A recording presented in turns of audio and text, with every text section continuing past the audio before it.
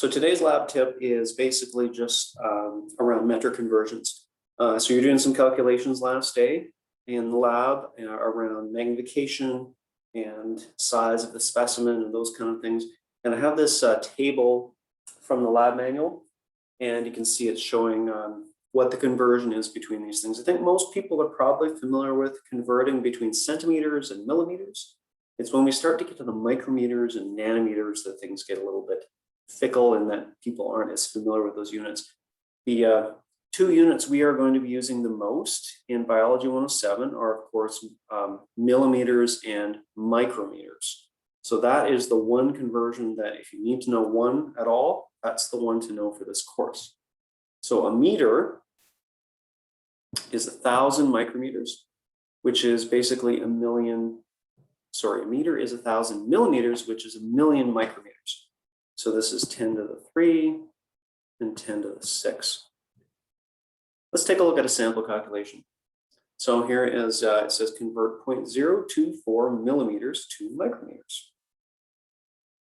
So the basic conversion is that 1,000 micrometers is 1 millimeter. So you can see how I write it out here.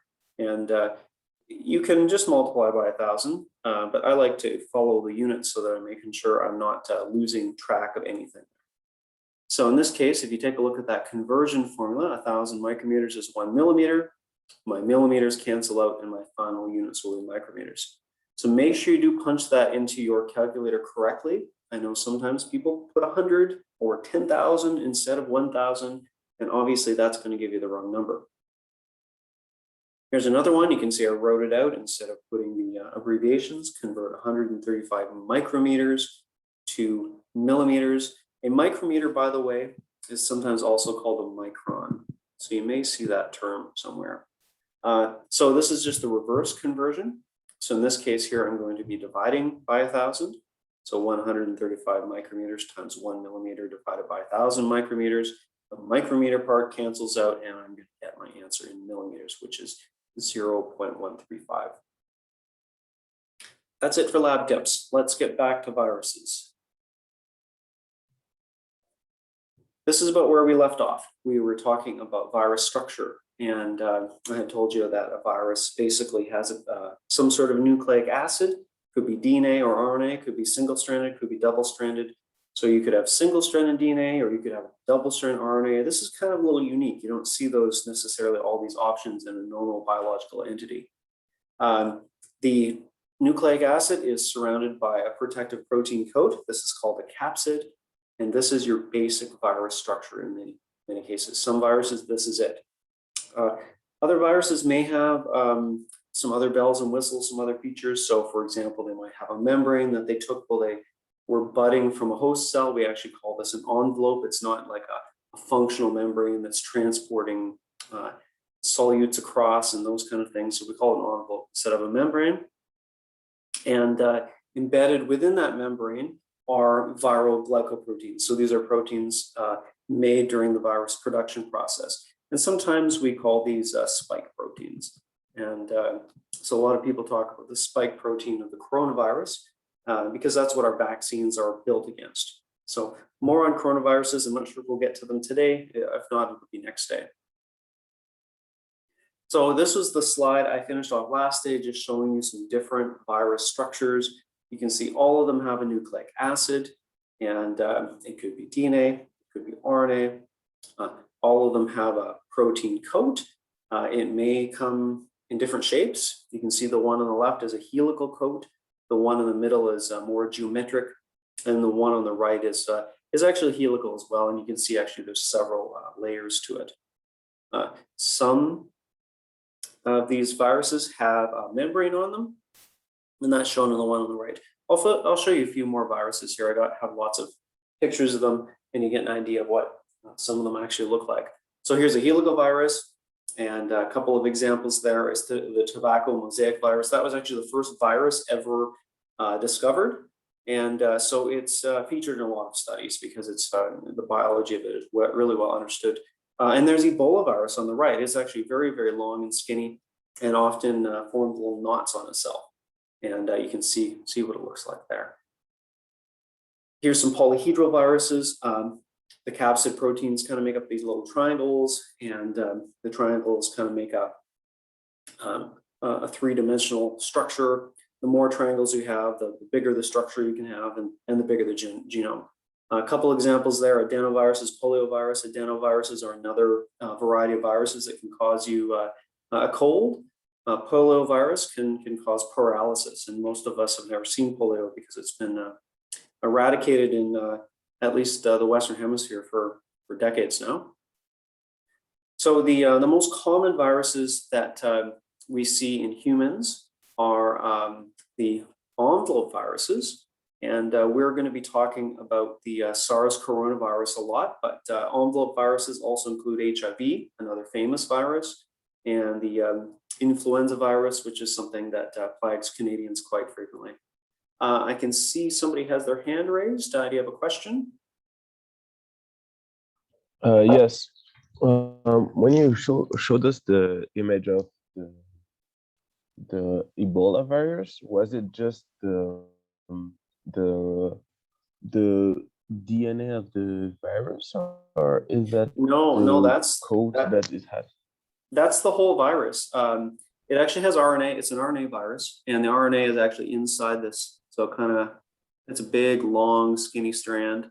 I'm not sure how big the genome is for Ebola virus, but it's basically kind of like the structure you're seeing on the left here, but much, much longer for some reason.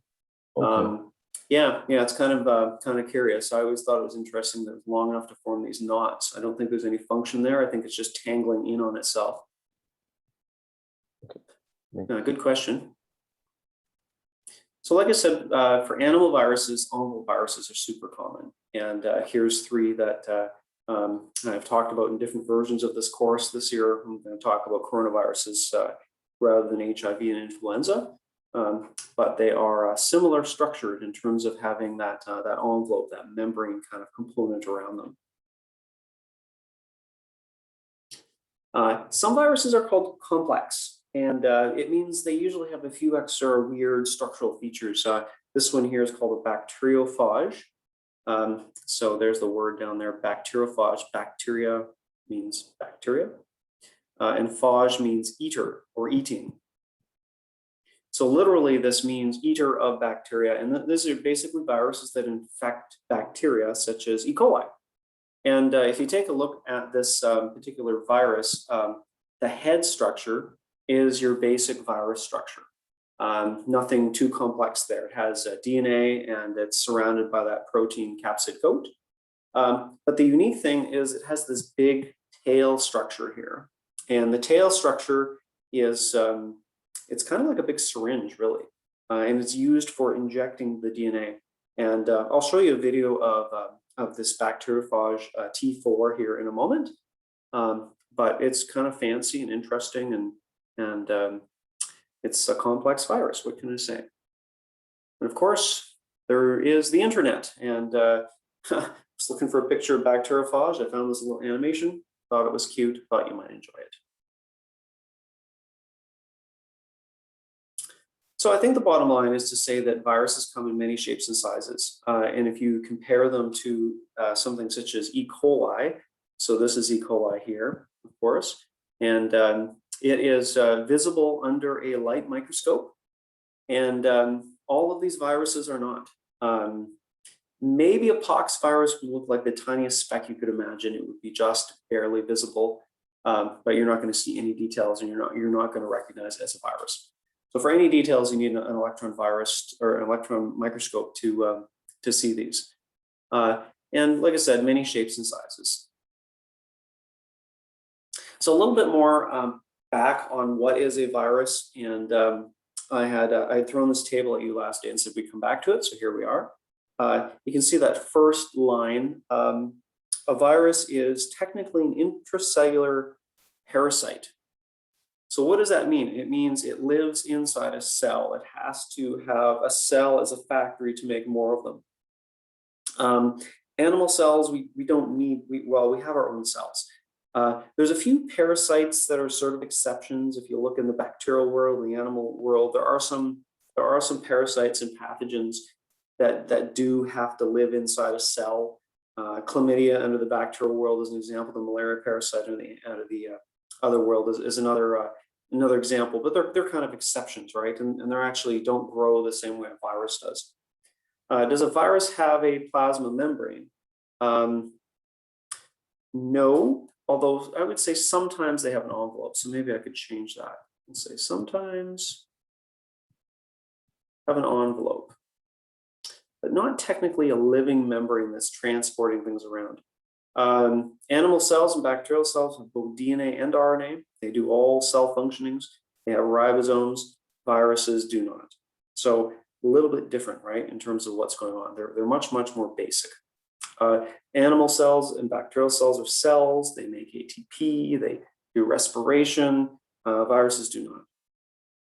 The last line there, sensitive to antibiotics. We are going to talk a little bit about antibiotics when we talk about bacteria, and antibiotics are usually referring to a drug that kills bacteria. So antibiotics, we take them to treat bacterial diseases. The animal cells do not get killed by them, but the bacterial cells do not. But they're not effective for viral infections. So just another kind of way to think about viruses. And like I said, we'll talk about antibiotics when we talk about bacteria. So we'll get there eventually. That's topic, I think that's topic 5. One other way to think about viruses, are they alive? And I know we kind of had mentioned this already way back in topic 1. We were talking about the properties of life way back in our first lecture, and we said, you know, there's all these features that belong to life: order, reproduction, growth, energy, metabolism, and so on. But viruses, you can sort of check off some of these things. Order, for sure, they're organized. You got an interesting structure. Do they reproduce? Well, not on their own, right? Remember, they're intercellular parasites. Okay, so what about growth? Kind of the same category. Energy, metabolism, no. So this is why a lot of people say viruses are not alive. There are some things that they just don't do. They don't respond to the environment. They don't undergo homeostasis, those kind of things. But they do adapt. We get different mutants and variants and things like that. And that's something else we're going to talk about as well in terms of what is a variant versus a mutant. And anyway, those kind of things. We'll get there eventually. So what I want to do now is talk a little bit about virus reproduction, okay, in terms of how they kind of do what they do, just on a very basic level this semester. One thing to think about a virus before we kind of get into that is that viruses have what we would call as a host range, meaning that those spike proteins on the surface of a virus recognize something specific. Sometimes they're very specific. So HIV stands for Human Immunodeficiency Virus, and it binds basically a very specific type of your white blood cells. And so this is crippling to the immune system, but this is very specific. It doesn't bind just human cells, it binds white blood cells in a very certain type called CD4 cells. So that's a very specific kind of binding event going on. The T4 bacteriophage that I showed you a few slides ago binds only E. coli. Influenza viruses, they will bind the respiratory tract of humans and pigs and the gastrointestinal tract of birds. So they're a little bit more flexible, influenza viruses, and rabies viruses are super flexible. Basically, if you're a mammal, then you are susceptible to a rabies virus. But usually there's something specific, a specific tissue or something like that. I think sometimes it depends on what is shared between different species in terms of receptors and things like that. And well, like I said, talk a little bit about coronaviruses in a bit more detail. I was going to show you this here. These are the bacteriophage that we were talking about, and I have a video coming up on them. And like I said, bacteriophage are viruses that infect bacteria such as E. coli. In fact, sometimes people will just use this word here, phage or phage, to mean a virus that infects bacteria. So sometimes that term is used kind of loosely and interchangeably with viruses when these are being investigated. Why are these so important? Because if you take a look at what we know about viruses, this is where tons of the research has been done. These things, you can grow them in the lab safely. They're not going to make humans sick. So why not, right? And so there's a lot of virologies done in bacteriophages before they're done in animal models, because once you're working with animal viruses, the safety and the dangers, it goes through the roof, right? So it's a big deal and much more expensive. There's many types of bacteriophages, of course, and I just saw these pictures here. I thought I'd share them with you, and they all have interesting names, often given codes. You can see lambdaphage, MVL2. My favorite are these ones, the corn dog bacteriophage. I thought they were kind of cute. They kind of look like corn dogs, and somebody has colorized them there to make them even cuter. So let's talk about life cycles of these things. Like I said, I want to show you just one basic life cycle of a virus, and this is Bacterophage T4. And a lot of the same principles apply to animal and human viruses. And sometimes there's different complexities. Some viruses have to go to the cytoplasm, other viruses have to go to the nucleus, but pretty much the principles are the same. So if you take a look, the very first step is some sort of attachment. So what does this mean? It means you have if something on the virus is recognizing something specific on that cell. So in the case of this T4 bacteriophage, the tail proteins on the virus are recognizing actually a carbohydrate on the surface of E. coli. So that's the first step, is attachment. Step 2 is entry of the virus or entry of the genetic material into the host cell. So in the case of the bacteriophage, like I said, you can kind of think of that tail section as a bit of a syringe, and it's literally injecting the genome. Some viruses, actually, the whole virus will go in before it uncovers its genome. In the case of bacteriophage, you can see this is actually particularly nasty, and it degrades the host DNA. This doesn't happen with all viruses, but this one here is particularly nasty to E. coli. It totally destroys the host DNA and takes over entirely. So if you think about DNA is instructions. And in this case, the instructions say, make more viruses. So they code for virus parts, such as those virus capsid proteins and those tail proteins and any other virus parts, such as the genome. And those are going to be synthesized in the cell. So there it is, they synthesize. Eventually, they start assembling into virus particles. And you can see in the case of the bacteriophage what those particles are composed of, in terms of there's a head, a tail, and tail fibers. And the last part is eventually they break out of that cell and they spread into other cells. So in the case of if this was a human virus, this could be infecting a body system. So if it was a respiratory virus, it might be infecting respiratory cells, down your respiratory system and destroying cells. And when cells get destroyed, you start getting symptoms such as you might cough, or you might have a sore throat, or something like that, right? And in some cases, you don't know if the infection is very small. You might, you can lose a few cells. It's not a big deal. When the infection is there's enough cells dying, then you might feel it. Sometimes it's just a bit of discomfort. Your nose is tender, your throat is sore. Other times you get violently ill. Kind of depends on the virus and the person and those kind of things.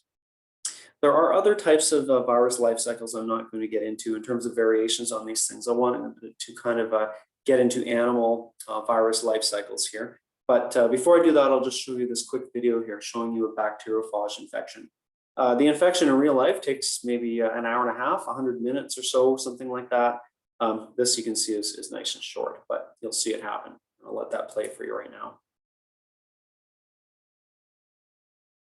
So here we go, there's E. coli, and we're going to see some viruses here, and you can see there it is, it's coming. Those tail fibers are binding and docking on E. coli, and the green stuff there is the DNA, and you're going to watch it get injected into the host cell.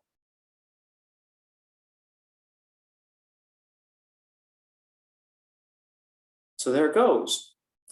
All the other steps take place, like I said, it takes about 100 minutes. You can see that one in the background is releasing more viruses. And of course, they're ready to infect more cells. So something kind of sinister about this whole thing.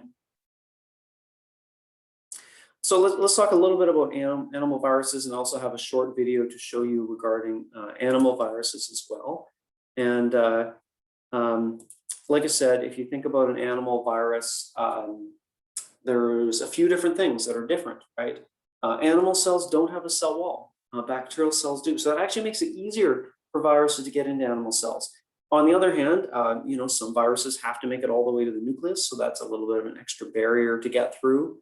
And there tends to be a little bit more diversity in animal viruses. Like I said, I could talk about these things forever. I'm not going to get into all the nuances and details on different viruses. We're going to look at one in particular, which is the coronaviruses. And we'll talk about those. I have a video here I'll show you. I think it's on the next slide that kind of shows you an animal virus life cycle. So I'll play that for you now, and I'll let the man in this video do the talking. Here's the virus particle with its envelope and proteins and genome. And you're going to see this represented as being within a pipette that's going to be dropped onto a petri dish containing human cells that are going to be susceptible to infection.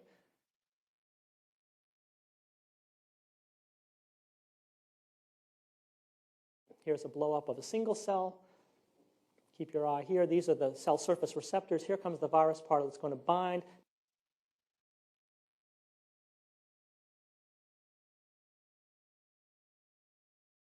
Here comes the disassembly stage. The genomes will, in this case, enter the nucleus. Not all viruses have to do that. And now you see replication. Here comes the assembly reaction. And these cells are now, the capsids are going to now go to the cell surface and bud. So what we've just witnessed is a single cycle of viral infection. A single particle infects a single cell and gives rise to many progeny. On average, 100 or so progeny per cell. Some viruses up to 1,000 or even more.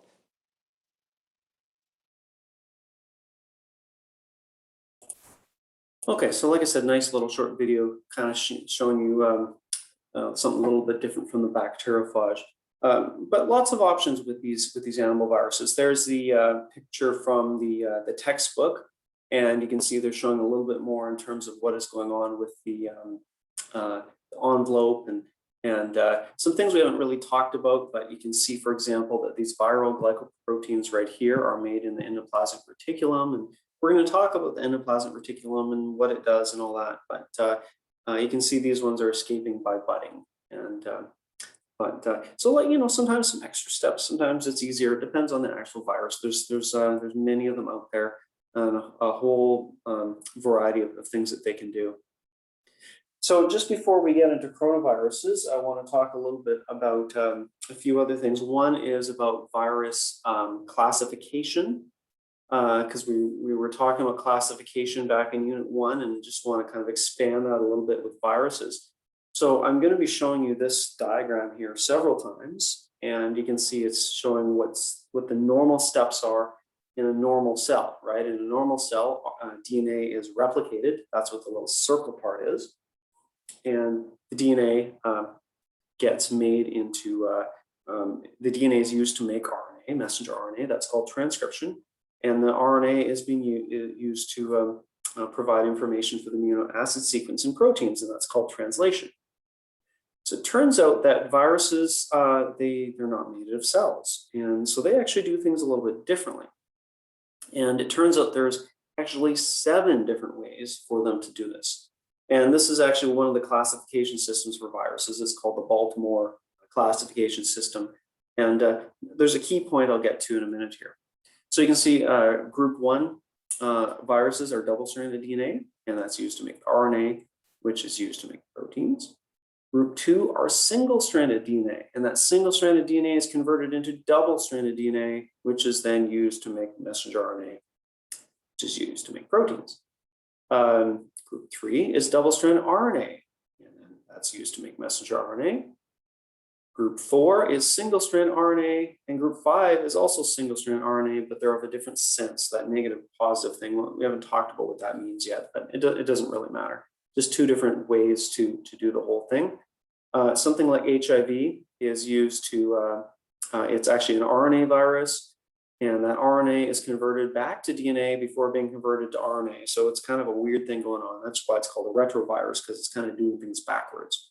And there's actually a final group, which is a different type of double-stranded DNA virus as well. So what's the key point here? The key point is there's different ways for viruses to do their job, but all of them have to make messenger RNA. And there's a variety of different genomes. The genomes can be DNA, can be RNA, can be single-stranded, can be double-stranded. So there's a variety of ways to do that. So that's kind of the key point from this slide, is that there's different ways to make messenger RNA. You can have RNA and DNA genomes, double-stranded, single-stranded. Like I said, it's a bit of a mess. There's not always agreement on how to classify viruses, even with the International Committee. Sometimes we talk about animal viruses as being one way to classify them because they're viruses that infect animals. Sometimes we talk about the shape of them, envelope versus non-enveloped, icosahedral, helical viruses, different shapes. But most people are now classifying viruses based on their genome. Is it double-stranded DNA genome versus single-stranded RNA, and so on. Here's some examples, by the way. You may or may not recognize some of these viruses, and that's okay. These are just examples. Double-stranded DNA, we already mentioned the adenoviruses and the herpes viruses. And you can see within one group, they can be enveloped or not enveloped. So that's also the other thing to point out. Single-stranded DNA parvovirus, double-stranded RNA rotavirus causes diarrhea in babies. Single-strand RNA, this is a big group, includes the coronaviruses, and I have that in red because we're going to be talking a lot about those. And rabies virus is another RNA virus, and retroviruses, HIV, which is, like I said, kind of a special category. Okay, before we move any further, I just want to do kind of a matching question here, and so we can think a little bit about virus structure. Okay, so you can see it says match the type of macromolecule on one side with the viral component on the other end. Okay, so let's take a look at this. I'm going to start off here with well, I'm going to skip protein for now, and because well, we could put capsid, but that's not on the list here. Remember, the capsid is the protein coat, so we'll add that there, and put a little note beside that. That's the protein coat. So nucleic acids, of course, that is what the genome is made of. Remember, the genome is DNA or RNA. So what about lipids? So remember, going back to topic 2, what were the lipids we talked about? We talked about fatty acids, we talked about phospholipids, we talked about steroids. So the one that fits this group, I guess I didn't mean to have all these line up nicely, but the envelope is made out of mostly phospholipids. So I will write that one down as well, phospholipids. There we go. Carbohydrates. So remember this word here, the glyco means carbohydrates. And I guess there's protein here as well. I could put protein, but really what I meant to have is protein right here. Enzymes are made of amino acids, and therefore they're proteins. And that's where I was going with that. And I'm not sure if I mentioned, but some viruses have included an enzyme or two. And so that's a component of some viruses, which is why that fits. So it says, which components are part of all viruses? 2 things: a genome and a capsid. Those are the things that are found on all viruses. And so everything else is just kind of extra and may or may not be found in viruses. All right, so I don't know if there's any questions about that. If there are, please let me know. Just raise your hand or put something in the chat box, or like I said, turn your microphone on. That's fine. Any of those things are acceptable. In some ways, it's a little easy for me to go really quickly when we're doing things online, because I'm not watching your faces and seeing when you can't, when you're not paying attention or or when people don't understand those kind of things. It's very easy for me to zip through the material. So let me just see where we are with the time. Okay, we are going to get into coronaviruses a little bit today, and I guess we'll finish them off next day. I want to talk a little bit about COVID-19, coronaviruses, and vaccines. So the vaccine part, there's no way we'll get to that today, but we'll definitely talk a little bit about coronaviruses and the current one. So I was just looking at this up the other day. We're apparently at 322 million cases and more than 5 million deaths. Probably the actual numbers are much higher. There's a lot of places in the world where the data isn't so good and numbers aren't necessarily recorded, but gives you an idea of what is going on. Here we are in Canada. So if you take a look at this, I was counting. I guess I don't know if we count this to be, let's see here, 1, 2, 3, 4. Some people are calling this the 4th wave or the 5th wave. And apparently we're at a record number of cases, excuse me, currently, and 31,000 deaths. So just for comparison, the COVID-19 is now the 3rd leading cause of death of Canadians over the last 2 years. This is only heart attacks and cancer are killing more Canadians. Even automobile accidents was the number 3. Automobile accidents are about 12,000 automobile accidents a year kill people. COVID-19 is about 15,000 a year for the last 2 years. To give you some other context, deaths from the flu or influenza in Canada are usually about 3,000 a year. So anybody who says this is just like the flu is wrong. In fact, we're having 5 to 6 times more deaths than we would see from the flu every year. So this is significant. I know there's lots of opinions that vary on how we're going to manage that and lockdowns and those kind of things. And we're not going to get into that. We want to talk about the biology of this thing. Before I get into the biology of this, I just want to say that outbreaks are a pretty normal thing. When this thing kind of started, I went going through my head and I was like, yeah, okay, another outbreak. What else is new? Because honestly, during my career, and this is probably not even all of them, these are just the ones I could think of off the top of my head. At least every year or two, there's an outbreak somewhere. Some of these you may have heard of, and some of them you may not have. I remember when West Nile virus hit North America. That was the year 99 in the States and 2000 in Canada. That was a big deal. You know, here's a disease spread by mosquitoes. How are we going to stop it?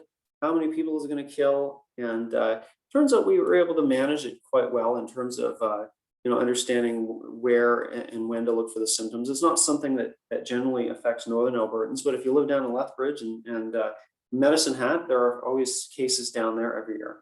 A bunch of these you can see are restricted to different geographical locations like Nipah or MERS virus. You're looking at places in Asia and in the Middle East. But SARS was big news in Canada in 2002 and 2003 when basically all of Toronto was entirely shut down. And that was really scary. That was really scary. It was killing a lot of people. This was much, much more severe disease. You can look up the numbers. I think 43 people died in Canada, and there were only about 200 or 300 cases. So that's a pretty high case fatality rate. Thankfully, it kind of disappeared. And now we're calling that SARS-1 or SARS Classic because, of course, we have a new SARS virus out, and we'll get to that in a minute. You may remember the Ebola or H1N1 outbreaks and Zika. So these things are pretty common outbreaks, right? We're just at the point now where we're having, yeah, it's something we've never seen before, and that's kind of part of the fear of it, right? So in terms of what we know about coronaviruses, or what we did know about coronaviruses, up until the year 2000, there were 4 known human coronaviruses. They were discovered in the 1960s, and they weren't a big deal. We think they came from bats and rats, so rodents, and humans don't live with them so intimately as our livestock. And it seems that they came through intermediate hosts such as cows and camels and things like that. And they have these funny code names to them. You can see HCOV means human coronavirus NL63. I don't know why. Geneticists love to give these codes, but these are very lowly pathogenic. They give you a mild cold, most of them. Very, very rarely do people have serious illness from these coronaviruses. And then in the 2000s, we had SARS-1. SARS stands for severe acute respiratory symptoms. Severe means bad, acute means quick, respiratory syndrome means in the lungs. People were coughing and dying, like I said, very, very quickly. And it really affected Toronto in particular in Canada. And 2012, coronavirus from camels was killing people and very highly pathogenic. So suddenly people started to think more about coronaviruses, but these two didn't pop up hugely frequently. So initially they popped up and lots of money went in and research, and then kind of it petered out because of course SARS-1, we haven't seen it since in the wild. It's probably in a few labs somewhere, but hasn't really affected people. A little bit of research done on MERS and vaccines and things like that, which is kind of why we were a little bit more ready with this new coronavirus, which popped up in 2019, were the first cases, at least that we recognized. The virus itself wasn't recognized till or identified till January of 2020. I don't know, 2 years. That's a short time, a long time. It really is not that long ago, but it's amazing how much has happened since then in terms of our understanding of this kind of thing. And we think this, it appears this has come from a bat. There are samples from a bat that are something like 97% similar. We're not sure, it must have probably went through an intermediate host. Some people say a pangolin. And so I know some people are probably wondering, what is a pangolin? I'll show you that in a second. I see there's a question here from Isabel who said, I know what the count is in Fort Mac. I saw an update on Friday and it was about 250 cases. I'm not sure how current that is, but seems to be on the incline. So let me show you what a pangolin is. This is a pangolin. I just had to show you what a pangolin is because it's such a cute animal. It's sort of, it's a mammal. It's scaly, and here's another picture of one. You can see there's a little baby, super cute. They, when feel threatened, they roll up in a ball. These things are traded in different parts of the world for their scales, are used in traditional Chinese medicine and for other things. It's actually probably one of the highest traded wild animals on the planet. Look it up. It's quite. I didn't know anything about a pangolin until a couple of years ago now, and I was really fascinated by all their uses in, like I said, traditional Chinese medicine and other things. So we're not entirely sure. Like I said, there's a question mark here in my diagram. You can see we're not entirely sure whether if there was an intermediate host or not, and probably doesn't really matter at this stage. You know, the virus is out, and now we're dealing with it, unfortunately. Here's a bit of a timeline I put together in terms of some of the things that I remember. Mostly just want to point out that we one of the first cases detected was December of 2019, and the January 7th of 2020, which is almost exactly 2 years ago, is when we realized it was a new virus. And then shortly after, some of the things that you may or may not remember is when all the lockdowns began, started with Italy, and then just other countries followed suit very, very shortly after that. And of course, when the pandemic was declared, the NBA canceled their season for the first time, which was it felt like the beginning of everything, right? So let's talk a little bit more about this coronavirus. So this is the name of the virus. SARS-CoV-2 stands for Severe Acute Respiratory Syndrome Coronavirus 2. So it's closely related to SARS-1, the one that hit in 2002, 2003. And although it has some obvious biological differences, we're not dying quite as badly, although it's really spread worldwide. Excuse me. You can see it is an RNA virus. So it's an RNA virus. Uh-oh. Sorry about that. It's an RNA virus. There we go. We're not going to do a Kahoot today. I'm going to save that for next day. It's an RNA virus. It's an envelope virus. And there's that spike protein. That's a glycoprotein. I'll write that down, glycoprotein. And that's what is on the surface, and that's what we've been making our vaccines against, because that's what the is on the surface of the cell. So it's kind of a good target for vaccines. So my initial plan was to have this at a different time, which is why I'm going to save the Kahoot for next day. And I'll probably do it somewhere near the beginning of next day's lecture. Here's the genome, by the way. It's if you take a look at this, this is 29,674 base pairs. And so that's how many nucleotides is in there. I'm not exactly sure how many genes, but here is the spike protein gene. And like I said, that's kind of important because that's what we're making our vaccines against. So now's a good time to define a few things, okay? A lot of people, and even in the media, I see kind of mistakes around these things, okay, in terms of what they are. So let's talk about what these are. So a mutation. A mutation means an error or a change in a genome sequence. So in a human, that would be in our DNA. In the virus, that would be in its RNA. Okay, that's what it means, a change. Now, some mutations are neutral, and we're going to talk about mutations later on at the end of the course. They might be silent, they're not making any changes. In fact, most mutations are that way that we detect. They're not making any difference to the biology of something, at least the ones we detect. And there are reasons why sometimes we don't detect them, because a lot of mutations are also fatal to the organism.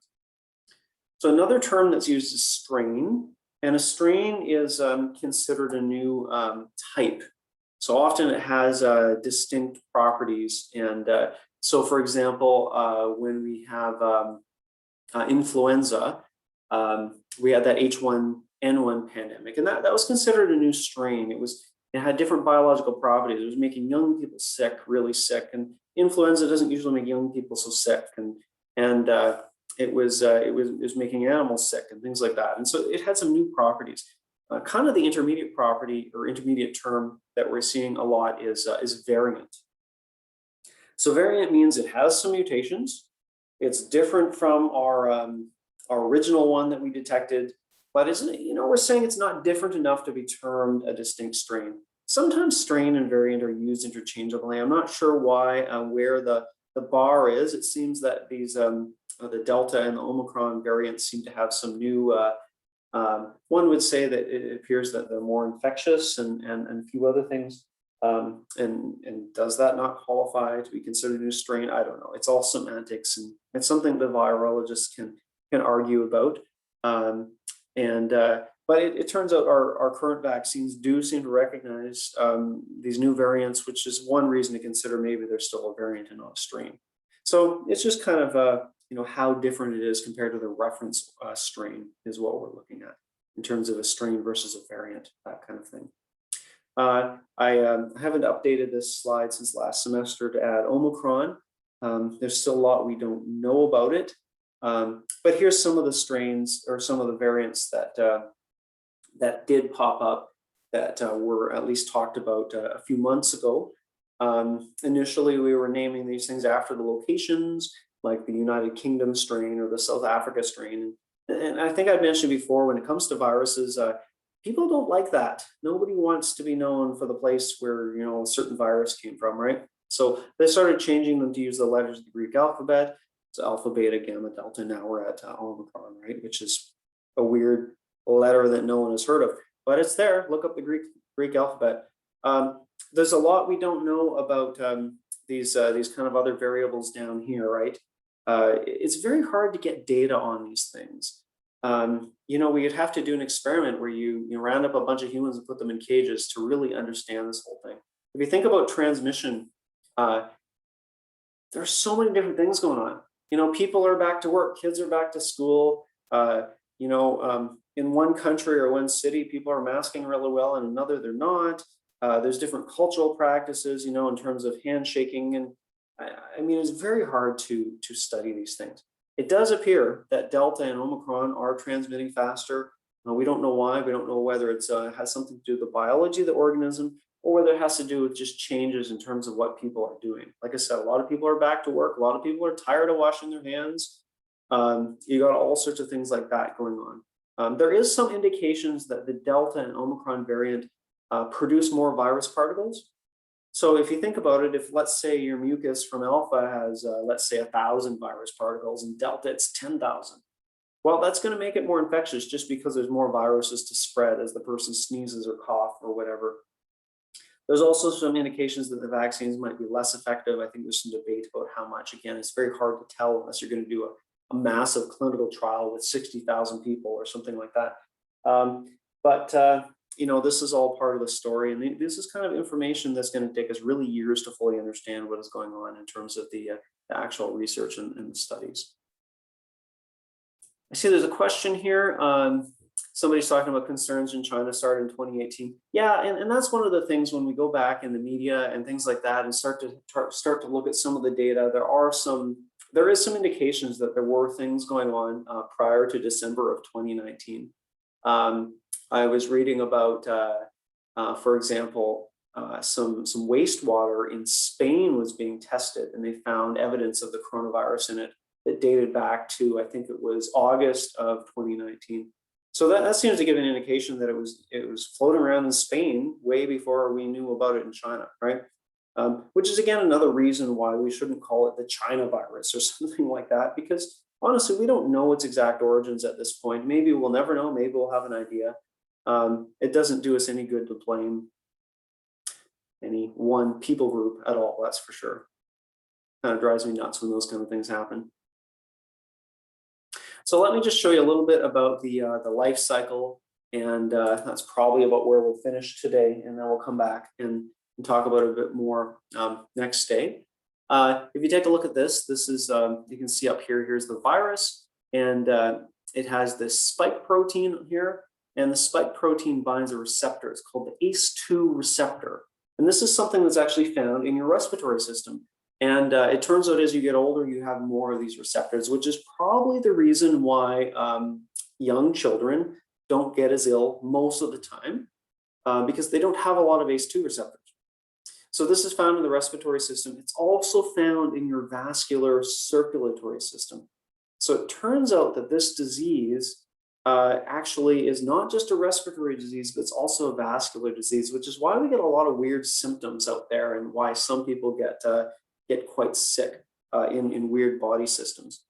So you can see it's been taken in by the cell, and the genome gets uncoded, and it's not showing the process there. I'm not exactly familiar with what happens with that process.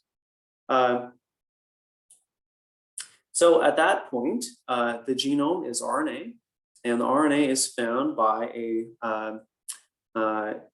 not found, sorry, the virus has its own RNA polymerase, and that's what's shown here. This is an RNA polymerase. Maybe I'll write that down, RNA polymerase. And the RNA polymerase makes messenger RNA, and the messenger RNA is grabbed by a ribosome. And the ribosome starts making virus proteins, and that process is called translation. There it goes. We're making more virus parts. Eventually, the whole thing starts to assemble, and as it goes out, it's right here. This is the ER. I believe it's supposed to represent the endoplasmic reticulum. It's grabbing those glycoproteins and gets spit out, and unfortunately ready to infect someone else. So that's a good place to finish. I just wanted to distinguish one last thing, is that the virus is called SARS-CoV-2, that's SARS coronavirus 2, and the disease is called COVID-19, which stands for coronavirus disease. So those are two different names named by two different groups of people, which is why it's kind of funny, and of course acronyms are always fun. But we'll get into the disease and talk about vaccines on Wednesday.